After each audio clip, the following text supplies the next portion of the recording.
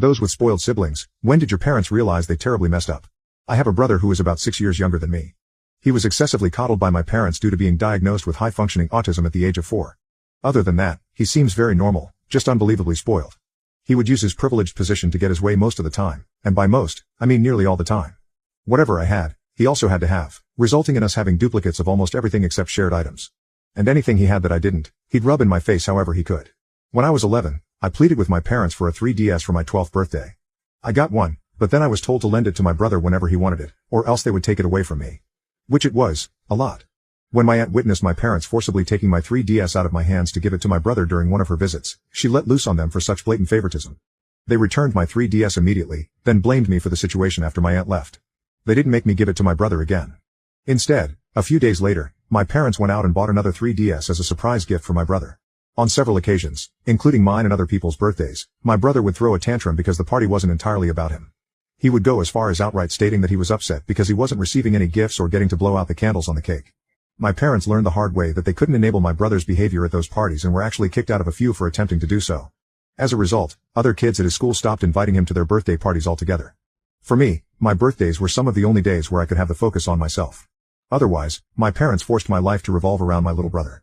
The year prior to the incident I'm describing, my parents ended up paying more attention to him throughout my entire 13th birthday. They even asked me if I would let my brother blow out my candles for me because he was upset and pouting. I refused because I wanted to blow out my own candles. At first, they called me a spoiled brat until my aunt intervened and chastised them for their favoritism once again. She pointed out how my brother got nearly everything between the two of us just because he's autistic. My parents received no support from anyone else present, except my brother who was still crying because he wasn't getting to blow out my candles. Because he didn't get his way, he tried to spit on my cake out of spite. Fortunately, my awesome aunt blocked him before he had the chance and scolded him until he ran to my mom in tears. My parents faced a lot of criticism from the other adults there, and they promised never to ask me to let my brother blow out my candles again. However, for the rest of the party, they mostly just went through the motions. My aunt pretty much took over coordinating everything from that point on. A couple of weeks before my birthday the following year, my parents sat me down and informed me that they would still get me some gifts and a small cake. However, my birthday party was effectively cancelled to avoid my brother having another meltdown. I told them I couldn't believe they were doing this to me, and they just seemed to shrug it off without a care. So, over the next week, I told my friends, teachers, and even my school counselor about the situation. All of them were appalled by my parents' lack of consideration or empathy. The vice principal even found out and consoled me.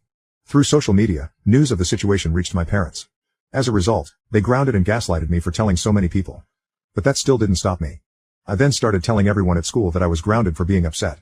This worsened the situation because several parents contacted them, basically saying, "What the hell is wrong with you?" Suddenly, I was ungrounded, but I didn't receive an apology. My dad simply walked into my room with his arms crossed, informed me that I was ungrounded, and then walked out. That was it. I thought my party was still cancelled because nobody said anything about it. My brother found it hilarious and taunted me about not getting to celebrate. However, by the end of the 2 weeks, my parents held a surprise party for me at my favorite restaurant. They started claiming that was their intention all along, but I knew it wasn't true. From what I had seen, everyone was incredibly unhappy with them for what they did, and it showed in their interactions with my parents. So, they ended up throwing the surprise party to try and salvage what little of their reputations they had left. But I'm pretty sure they had to spend a significant amount of money that day just to accommodate me. I had dinner with all my friends at my favorite restaurant, which had a small arcade. I even received the PS4 gaming system that I had been yearning for at that time. I could tell it was all pretty much planned and bought last minute. My dad had a look about him that my aunt comically described as looking like a moth had flown out of his wallet. Of course, my brother made a huge fuss about me getting that surprise party. But with so many of my friends and their parents present, my mom and dad finally put their feet down with my brother. This time around, they stopped his tantrum when he wanted to push my cake off the table. For the first time since he was a toddler, my brother received a timeout, and my mom had to stay with him to ensure he didn't do anything crazy. He tried several times to run toward the cake or the stack of presents, but there was always at least one adult on guard. Even my dad stood watch to keep him away. My mom ended up having to take my little brother to a nearby McDonald's so he could have fun in their play area. I later heard that she spent at least an hour trying to get him to come out of the play structure. He only came out because he needed to use the bathroom. Then he tried to run right back in again. While I still lived with them, my parents never attempted to cancel my birthday again. However, they never again put in as much effort or spent as much. For the remaining 4 years I was under their roof, my birthday parties consisted of a local pizza parlor, a cake without even my name written on it, and no gifts. I don't mean to sound spoiled, but I was somewhat disappointed that I never received a cake with my name on it again. Each year, my aunt called my parents out on that, and each year they claimed they had forgotten to get the cake decorated. I suspect the reason my name was never written on another cake was that my brother always refused to eat pieces of cake that had someone else's name on it at any party. They couldn't put his name on any of my cakes either, as it would have looked very bad for them. Nevertheless, the fact that I still had a day that was solely about me and not my brother was fantastic in my book, especially considering that everything else revolved around him. During each of my remaining birthday parties while I still lived at home, my brother would create a fuss, and my mom would take him somewhere else to calm him down. I was still required to share my PS4 with my brother, but it was still mine. I took it with me when I moved out at 18. My little brother did not appreciate that and threw a huge fit until my parents went out and bought another PS4 for him. When I moved out, my parents finally had to confront the consequences of raising my brother to be so spoiled because I wasn't there to assist them with him anymore. On his recent 14th birthday, he went into a rage at our parents for not getting him a PS5.